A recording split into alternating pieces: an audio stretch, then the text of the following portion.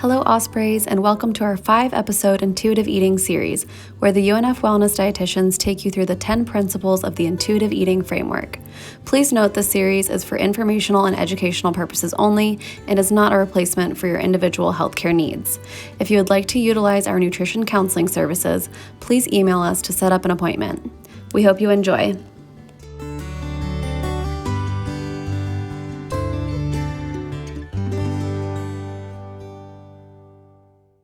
Okay, so now we've got principle 3, which is making peace with food. So Chelsea, what does it mean to make peace with food? Yeah, this is a big one. And I think it's pretty monumental across the 10 principles of intuitive eating. And I feel like it's always kind of in the background because with dieting, with being stuck in that diet trap for many, many years, there's a good chance that you're restricting certain forbidden foods or maybe what you consider to be bad foods or unhealthy foods. And what we often find is that when somebody's restricting those things, it just increases the cravings. The cravings don't go away. And we also try to do a lot of replacement, like, well, I want a brownie, but I'm going to have carrots instead. But carrots will never be a brownie. So, and your body can tell the difference. It's not fooled. And this actually, since those cravings are being heightened by the restriction, it might actually lead to a binge later down the road. So one other thing that we see a lot with this, when you're labeling foods as bad or unhealthy or guilty pleasures, or maybe it's a cheat day, when you actually do eat those foods, it's very possible that you'll label yourself as bad or that you should feel guilty for doing so, which again is not great for the mental health aspect to follow up an eating experience with guilt. What do you think, Kelly? Yeah, and what I was just thinking about is like packaging, like labeling on food where it's using those moral words to describe a food. Like right now at Trader Joe's, there's like some product that says guilt-free, the guilt-free potato chips or something like that. And it's like, come on, and that's what that diet culture that we talked about in principle 1 is right there, blatant in front of your face, telling you those things, that you should feel guilty if you don't eat these or if you do eat these. And again, that just leads to an increase in binging. We really see it a lot with our clients, definitely. Yeah, it's putting some foods on a pedestal while demonizing others. And again, that can then make you feel that way about yourself. So what we really try to help people with is the concept of unconditional permission. And with that too, we typically start by having people use neutral language to describe food.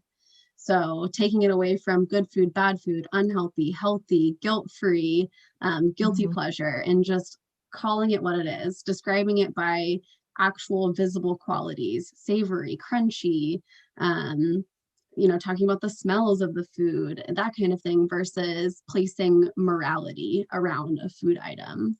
So unconditional permission really means it can be scary, for one, to lean into something that you've felt is forbidden for so long. And that's something that we help people do in a safe way. We don't expect people to just suddenly be okay with eating brownies when they've been scared of it for a long time.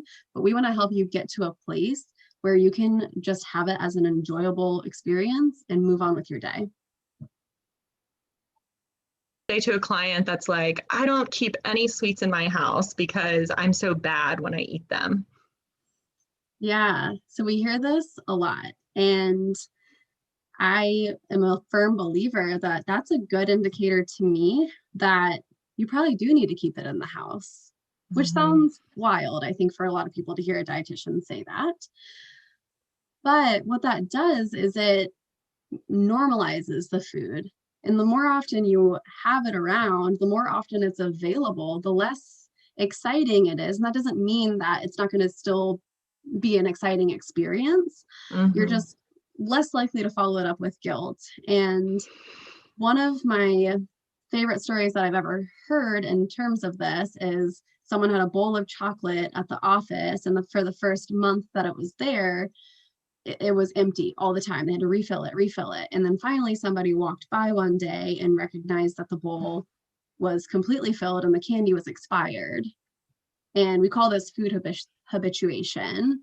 And it's just kind of reinforcing to yourself that it's there when I want it. So I don't have to place any extra reward around it. It's just there when I want it. Mm-hmm. Yeah, great example. All right, so moving on to principle number 4, challenge the food police. Can you give us a little bit of background with that? Sure. So first we kind of need to define what is the food police. So the food police is a collective voice of diet culture. So these are the rules and things in your head that are telling you this food is good, or it's telling you what foods are bad. So that is that diet culture voice. And we know that this food police can show up in many different ways. It can be your own thoughts and feelings around a food. It could be someone that you know that maybe has really strong views and is constantly, telling you what they think about certain types of foods. It could even be social media accounts that you follow. So they make you kind of second guess your own natural instincts about something. So what we want to do is, now that we've identified who the food police are, we want to challenge that with a kinder, more helpful voice. And this voice is one that lives in what we like to call the gray area. So it's not a black and white way of thinking. It's really flexible and offers that in-between place to live.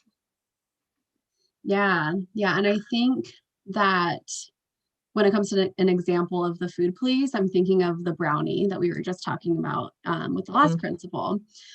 When you're kind of in that deciding place where you're like, should I have the carrots or should I have the brownie? That voice that's asking, should I? That's the food police. That's the one that's questioning your choices and, telling you one of those choices is better than the other. When you know in your body what you really, really want, maybe it's the carrots, but maybe it's the brownies, and you have the freedom to live in the gray area and make that choice no matter what. And that's that unconditional permission coming back in here as well.